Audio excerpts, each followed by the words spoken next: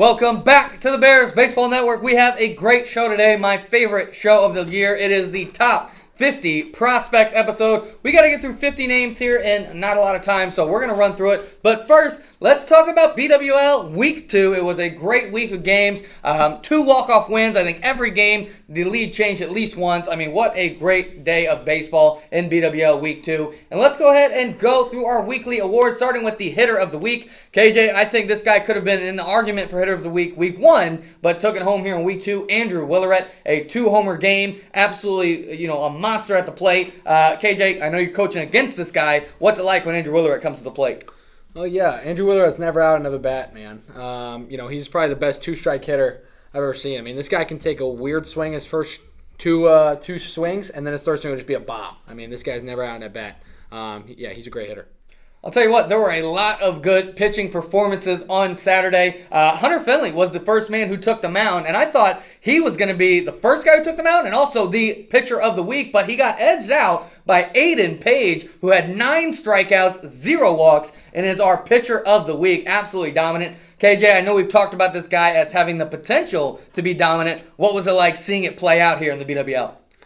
Yeah, Aiden Page, he's got all the tools, man, and I think we were just waiting to see it, and, it really wasn't a shock to, I think me and you, it really wasn't a shock how good he looked, but, I think he's proved that he has that in him, so anything less than that is kind of it's going to be a disappointment from here on out.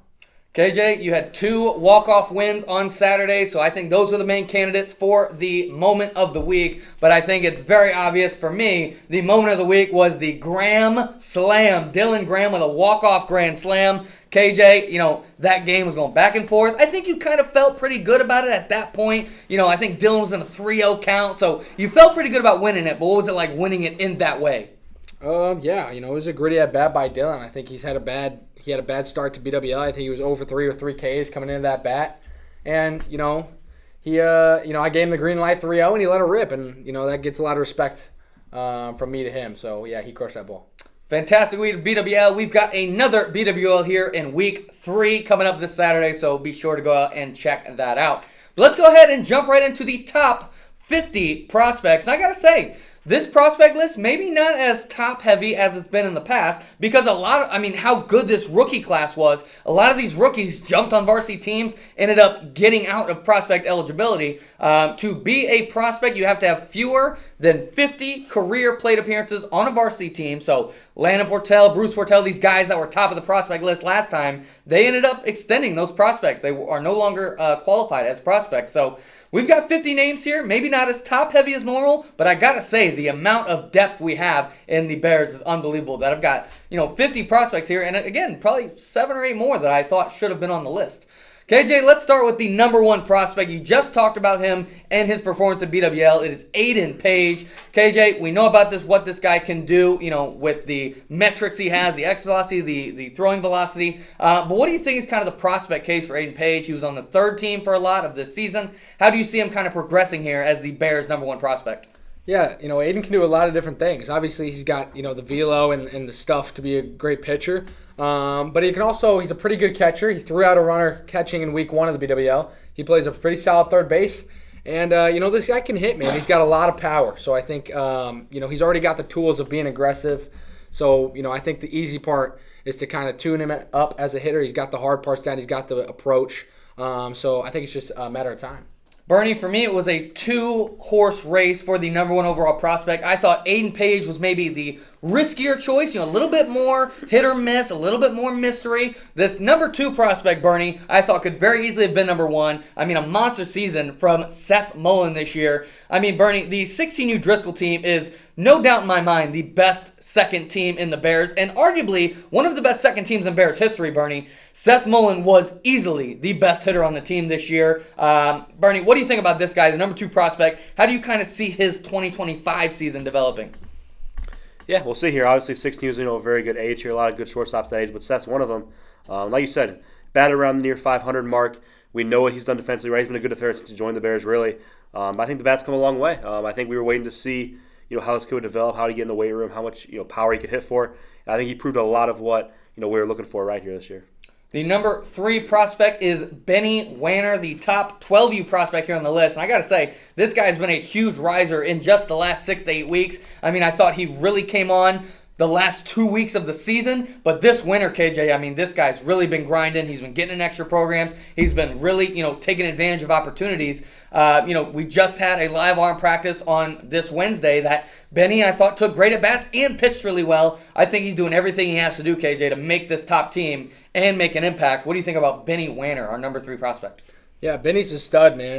And, if you look at this guy, he just looks like a ball player. And he kind of does everything pretty good. He's a great athlete. He always takes good at bats. He plays good defense, and he can throw strikes. So this guy's the full package. The number 4 prospect, I'm going to go right back to you, KJ. It is Quentin Choate. Again, I think kind of like Aiden Page, a guy who's got the metrics, got the body, just needs a little bit more playing experience before this guy could be a real big-time player. I mean, KJ, I've been very impressed from what I've seen from Quentin. What are your kind of expectations for him in 2025? Quentin, another guy, man, who's got the hitting approach. I think it's just kind of, fine-tuning it. But, he swings out of his shoes, man. He's got a high exit velo. And on the mound, he chucks. So he throws really hard. So I think this guy's going to play a big role, man. And whether it's, getting more at-bats from pitching or, playing infield, playing outfield, this guy can kind of do everything you need him to do. Bernie, I don't think there's a guy on the list who had more varsity at-bats this fall than Landon Durbin. He's right underneath the 50 plate appearance maximum to be able to stay on the prospect list. Landon Durbin, by the end of the season, he was a starting shortstop. I think defense is definitely his area of the game that he's most successful at. But I think the bat and the arm have come on, have shown potential to be there in 2025. What do you think about Landon Durbin, our number 5 prospect? Yeah, like you said, obviously already very good defensively. He took over on an already pretty good defensive team. He took over as starting shortstop already, and the battle will come, right? We know in the Bears that we can train guys to hit, and Lander we know different here. Once he gets the bat going, man, this guy can easily be one of the best players in the Bears. Bernie, to round out the top 10 here, I've got 5 16U players. Obviously, this age is so deep, so much talent. I want you to tell me, Bernie, which of these 5 guys do you think has the highest ceiling for 2025? We've got Nolan Chilton, Lucas Perry, Henry Wiersmuller, Colin Sandler, and Kobe Kennedy. Who do you think is the highest ceiling for 2025, Bernie, the rest of our top 10 here? Yeah, just for 2025, I would probably go with Lucas Perry. This guy's already a good pitcher, and I think he's just 1 or 2 steps away from making Rob's team, being a really big impact arm for them. So I go with Lucas. KJ, between the other 4 here, Chilton, Wiersmuller, Colin Sandler, and Kobe Kennedy, I think definitely, Wiersmuller and maybe even Sandler, a little bit more on the surprising side here. I think maybe a little bit of recency bias with how good they've done in BWL. What do you think about those 2 guys specifically, KJ? Wiersmuller and Sandler. Who do you think is going to have the better 2025, and who do you think is the overall, longer-term player? Yeah, Colin Sandler, I mean, that his arm on the bump is going to play for a long time. So, I think long-term, he's a guy who definitely could get some innings on the top team as a pitcher. Now, with Wiersmuller, this is a guy who's already pretty good right now. I mean, he's a good hitter. He's a very good catcher. I know they got a loaded catch room at his age with Gunnar and Poor, but he's a good catcher. He's a good hitter, and this guy can pitch too. So another guy who can kind of do everything. He's in here. He's always working hard. I mean, and Wiersmuller's a great kid, man. He's Rob's kind of player. So I could see both these guys making top team definitely soon. Yeah, 100%. I think Henry Wiersmuller, like you said, KJ, he's got the right mentality to play on Rob's team, certainly. I'm excited for both these guys. Moving in here to the top 15. Bernie, I've got 5 players here. I want you to tell me one of them that you're most excited for. But our top 15, from 11 to 15 here, we've got Jude Blattner, number 11, Aiden Miles, number 12, Owen Clark coming in at number 13, Carson Warner, number 14, and Dane Pastrana, number 15. Bernie, which of these guys excites you the most? I think I've really liked what I've seen out of Carson Warner thus far. I think this guy shot up the list here pretty quick. Over the past couple of months, he played a small role on the 14 Floyd team in the fall, and I thought he performed pretty well. When he went and played for Byrne, I thought he played really well. So I think this guy's going to have a shot here in 2025. Yeah, and again, another guy who absolutely wants it. He wants to do anything he can to not only make the team, but also be an impact player on the team. So yeah, 100% agree with that one, Bernie. Moving into KJ, our 16 through 20 here. Tell me which of these guys excites you the most. We've got Fletcher Chastain at 16, Parker Wilson, Parker Kugler, James Rogers, and Madden Hammondtree rounding out the top 20. Which of these guys, KJ, excites you the most here for 2025? Yeah, I'm a big fan of Fletcher Chastain, man. This guy hit really good last year on the bottom team, and he's another guy, man. He plays a solid outfield. He's really fine-tuned his pitching this winter, and I think he already had a pretty good bat. So I think for him, he's kind of got the tools, but just buying into the hitting approach and possibly earning himself some more ABs by being a guy Rob can go to throw strikes. Yeah, I think that is absolutely a great call. Another guy who I thought has had a really good winter so far, Madden Hammontree. I think this guy could really rise up the ranks, over the next 6 weeks, 6 to 8 weeks. I think we could see him. We're not going to do a prospect list until April, but if we did one in January, February, I think Madden Hammontree could very easily be a lot closer to the top 10. Moving in here to round out our top 25. Bernie, I've got 5 guys here. I think all 5 of them. Really, I think we're getting to this point in the list. You either got guys who don't really have a clear weakness, but also don't really have a elite tool, or you got a guy who can do one thing great, Bernie. So tell me, which of these guys do you kind of find the most interesting here as we get into the top 25? At number 21, we got Colin Toms. 22, Atticus Slocum. 23, Ben Chartrand. 24, Fitz Dotson. And 25, Colin Zufall. Bernie, what do you think about these 5? Yeah, I think that if I'm picking a guy here, I know the age is loaded, man, but Atticus, no matter where this guy goes, he puts up really good stats. So we've talked about before here a little bit. But yeah, this guy had an injury this year, still came back after being off baseball, for 8-9 weeks, and still put up some pretty good numbers in the fall. I think this guy's proven that he's going to work hard every single winter, and I'm excited to see what he does next year. Yeah, he's an interesting case of a guy who doesn't necessarily put up the big, metrics, but he just hits. I mean, he just puts up statistics wherever he goes. So yeah, agree with that one. Another guy I thought had been very impressive over the end of the fall and this winter is Fitz Dotson, who I wanted to give a little shout out to there. I like him a lot. I think he's another guy who's going to rise up this prospect list going forward. Finally, KJ, rounding out the top 30 here, we've got Max Sandler, Mac Weber, John Armbruster, J.R. Weidel, and Wade Kiefer here. Again, I think you got guys who either have one elite tool and need to kind of develop the rest of their game, or guys who have, 3 or 4 solid tools and need to stand out in some way. Who excites you the most of these 5, KJ? I think I've grown to be a big fan of Mac Weber. This guy just puts up really good at bats. And again, he's another good catcher. He's a guy who can throw strikes, and he's Rob's kind of player. He's got that right attitude, and he's really taken a step up in work ethic this past winter. I remember coaching Mac for a while, and he was kind of just a guy who showed up every once in a while. Every time he was there, he was all right, and now he's kind of turned into a pretty legit hitter. We're going to go through the number 31 through 40. So we're going to get our next 10 here. And now we're getting into this part of the list. I think we're looking at guys who maybe have a chance to be top team role players or guys who are a little bit further down the road. They've got a superstar potential, but we may not see it this year. So, Bernie, I want you to give me the player who excites you most for 2025. And KJ, I want you to give me the player who excites you most for 2026 and beyond of these next 10 here. So at 31, we've got Drew Mazzanelli. 32, Liam Murphy. 33, Chase Sutherland. 34, Zach Arnold. 35, Alex DeMertzes. 36, Cale Carpenter. 37, Ben Grosjean. 38, Brock Gravino. 39, Thomas Melka. And 40, Caden McBride. Bernie, who excites you the most for 2025 of these 10? Yeah, just on a one-year basis here, I'll go with Chase Sutherland just because I think this guy's going to have a shot in 2025. He obviously, my age of 13, this guy's going to have a shot to be a starter somewhere. This guy's never really played competitive club baseball. He's had a full winter of training. So I'm excited to see what it looks like after that and then see what he does in 2025.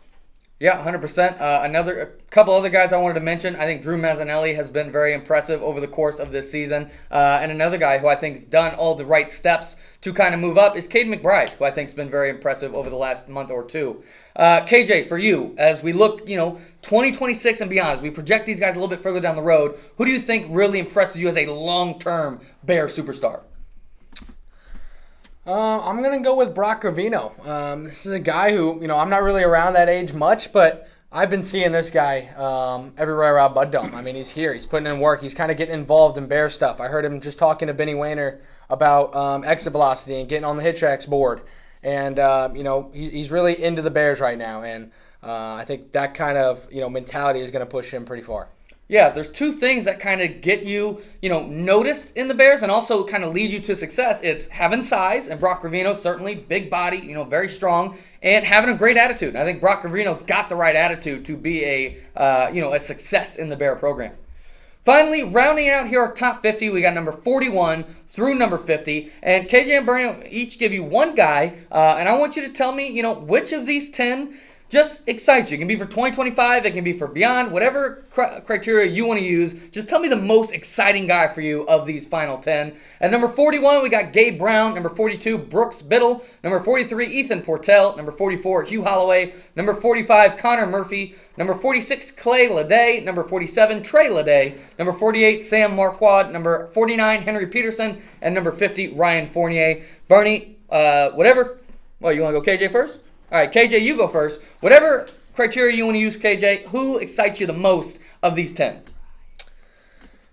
Yeah, I'm going to say Gabe Brown. I mean, he's got the ceiling, man. This guy he's got the size, and he's got the power. So, he has the tools, and I think Gabe's still kind of finding his way into buying into the mentality. I think he's often a little bit too passive. But when this guy swings, he can do big damage. So, I'm still in on, if Gabe Brown has a season like he can, I mean, this is a guy who can hit multiple over-the-fence home runs.